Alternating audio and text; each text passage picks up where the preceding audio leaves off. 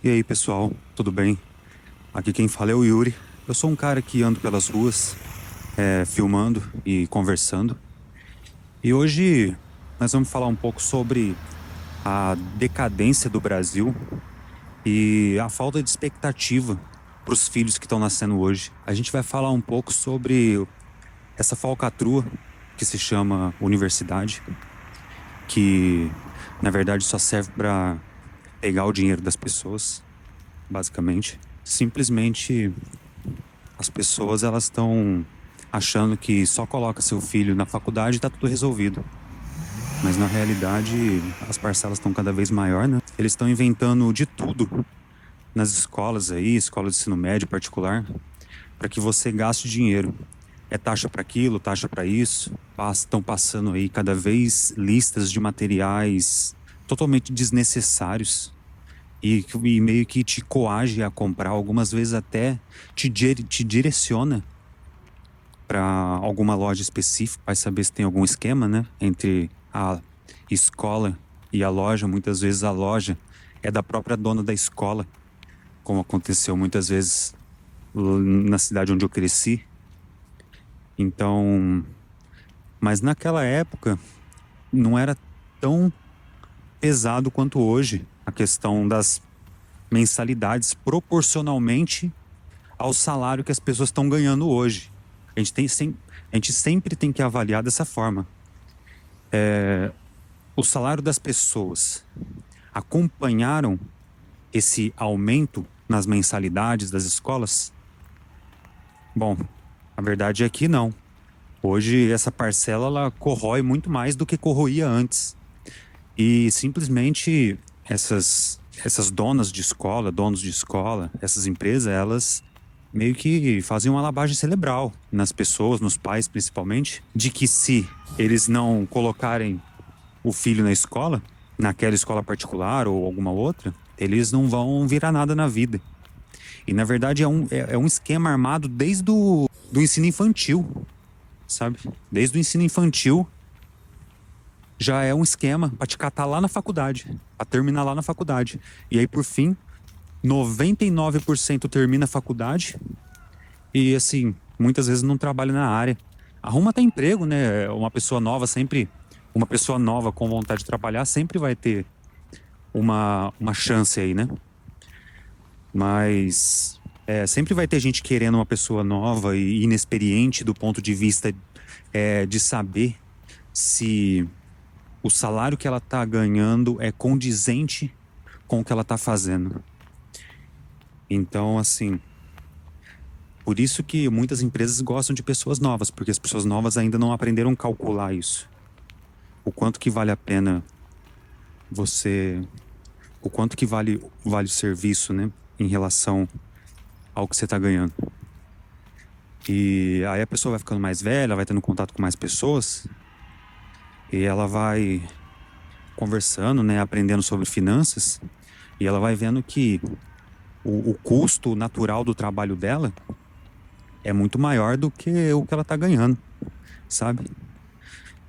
E aí, e aí que vem a pergunta, né?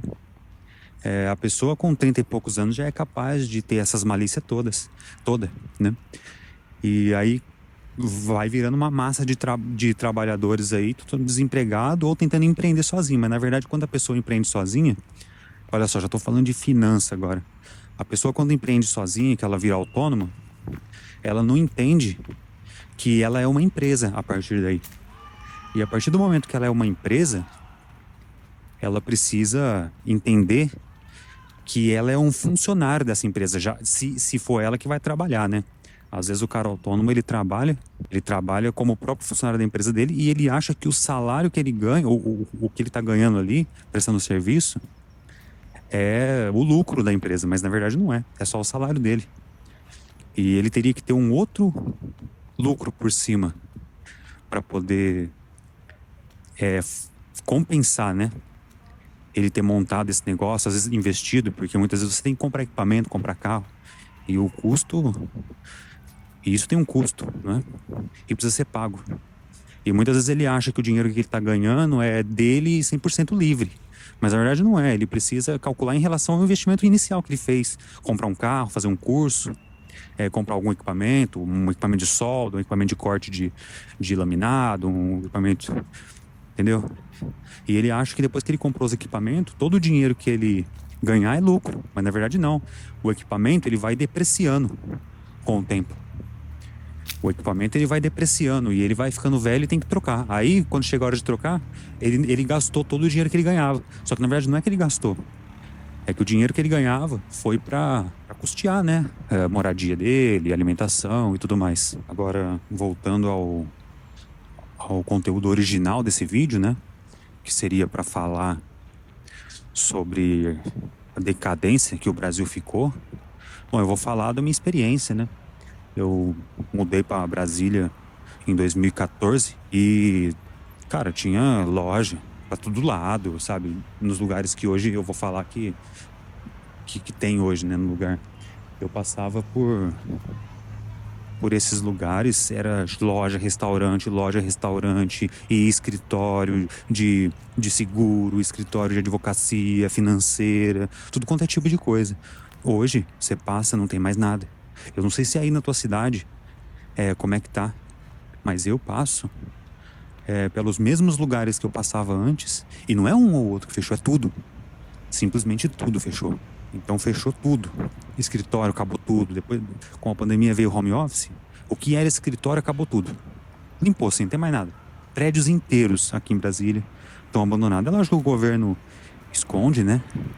Não é do interesse do governo divulgar que o modelo que ele está aplicando na sociedade está dando errado. Porque, assim, você pode falar, mas o mundo todo teve isso. O mundo todo teve isso, mas os Estados Unidos continuam lá com seus 21 trilhões de PIB, enquanto que o Brasil tem 1,5. A China, mesma coisa. Tá lá com seus quase 20 trilhões de PIB, e a pandemia foi e voltou e tá lá, entendeu? Os caras estão tocando. Monstro. Agora que não, que fechou tudo, acabou tudo. E como se não bastasse só as coisas naturais da pandemia, né? Que é o home office, que o pessoal para de ir pro trabalho, aí os restaurantes ficam tudo vazio e aí ninguém mais aluga sala comercial. Vieram junto esses sites, ou, na verdade muitos já existiam, né? Mas só que eles cresceram muito, né, na pandemia, assim. De 2020 a 2023. Que foi loja Shein, Shopee, AliExpress. Então, o que aconteceu ali foi que eles acabaram acabando com o resto que tinha, que seriam lojas de varejo. Exemplo, Riachuelo, Renner, e do outro lado você tem os restaurantes também, que foram completamente devastados. Então, pessoas ali que fizeram investimento, você não tem nem para quem vender. Porque uma coisa é você ter um restaurante, entende? E aí você passa o ponto. O problema é quando não tem para quem passar o ponto. Você tá entendendo? Porque a pandemia ela veio e acabou com todos os restaurantes ao mesmo tempo. Então você vai passar para quem? Então hoje eu ando nas áreas que eu andava antes, não tem mais nada. Tá limpo, acabou, não tem mais nada. Fechado, um atrás do outro, tudo fechado. E o prédio em cima todo abandonado. Vai fazer o que com isso? Bom, uma coisa é certa. Tem muita gente sem moradia. Aí fica a critério, né? Vai transformar isso em moradia residencial, onde antes era comercial. Esse pessoal tem dinheiro para custear o valor do imóvel, que é de um particular. Do outro lado, o que o governo vai fazer? Ele vai obrigar as pessoas? É aí que eu entro, com a minha teoria de que em breve o governo ele simplesmente vai proibir o trabalho de home office, ou limitar, porque o home office acabou. Isso é a minha opinião, tá? Você pode estar discordando, você pode simplesmente não concordar com o que eu tô falando, e isso é normal. Porque isso que eu tô falando não é certo e nem errado. São coisas que podem ou não acontecer. Isso vai depender aí do andar da carruagem. A questão é, o governo geralmente ele age atrasado em relação a novidades. Isso sempre foi assim. Ele age atrasado em relação a novidades. Então, isso é uma novidade para o governo. O home office acabar com tudo. Então as pessoas deixam de consumir combustível, as pessoas deixam de quebrar o carro e levar o carro para arrumar, coisas desse tipo. E é um efeito em cadeia. Aí é o mecânico que não trabalha, o restaurante que já não tem mais ninguém, é é o dono do imóvel que não recebe mais aluguel e vira uma bagunça. E o governo, como age atrasado, ele vai querer agir mais pra frente quando já tiver tudo meio já totalmente dilacerado.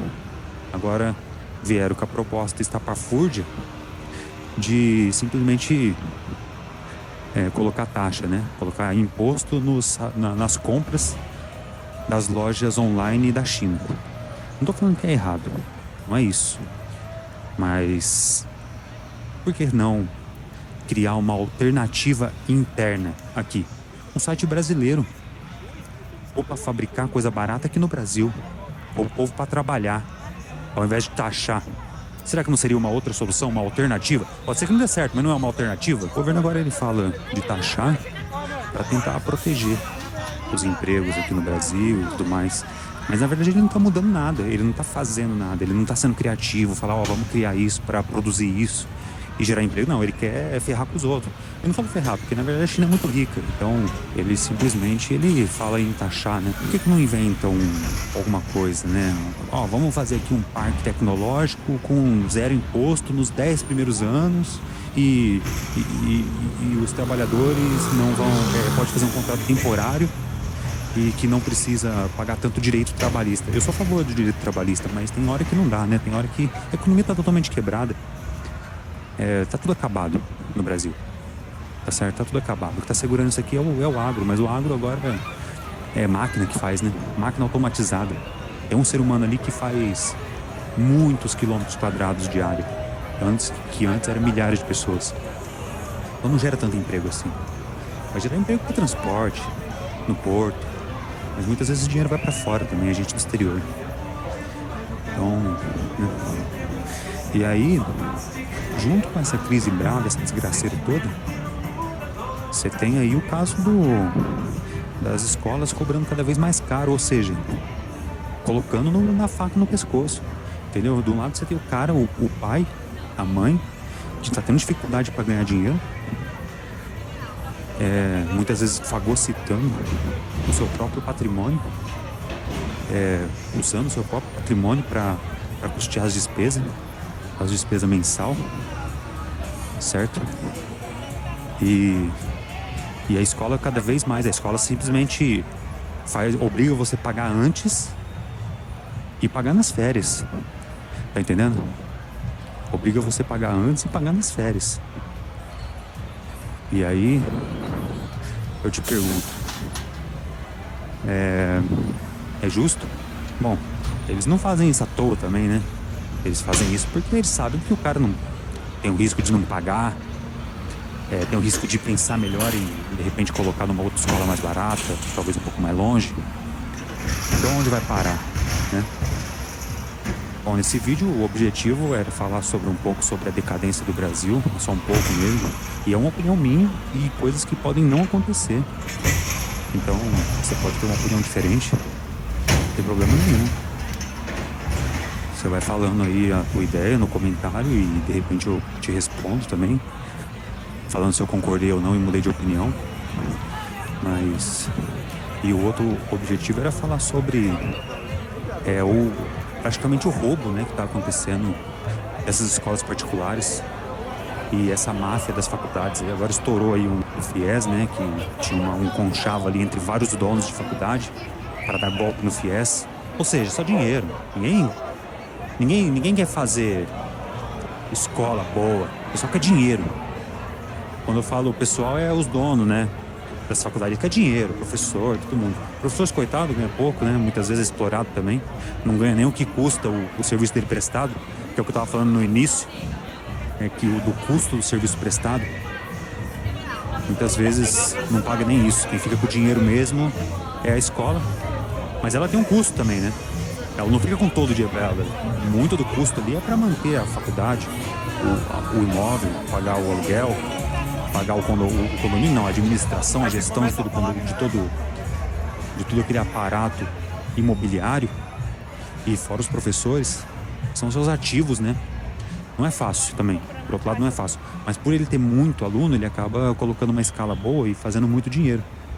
Mas assim, muitas vezes é para forçar mesmo, forçar a barra e fazer você ficar com medo de colocar seu filho na escola pública e ele ser totalmente virar um vândalo, analfabeto, burro, mas não é nada disso que acontece porque eu estudei na escola pública. Não foi bom, na verdade não foi bom. Mas o duro é que ali você não tem, tipo, o ideal seria os dois mundos, né? Aprender o que a vivência, né, escola pública e também ter o respaldo do ensino de qualidade. Mas muitas vezes não é de qualidade, não. Eu estudei numa escola, mas era melhor que a escola pública. Não, nem compara. Não, vamos falar a verdade, nem compara. Por causa do material didático, né? E que, querendo ou não, alguns alunos têm um interesse. Até na escola pública tem gente que passa em medicina, não é mesmo? Tem gente que passa em medicina estudando na escola pública. Agora, na escola particular tem mais pessoas, mas tem umas que é de elite, né? Tem umas escolas que são de elite. Elas vêm pra acabar com tudo, pegar as vagas na faculdade federal, toca tudo.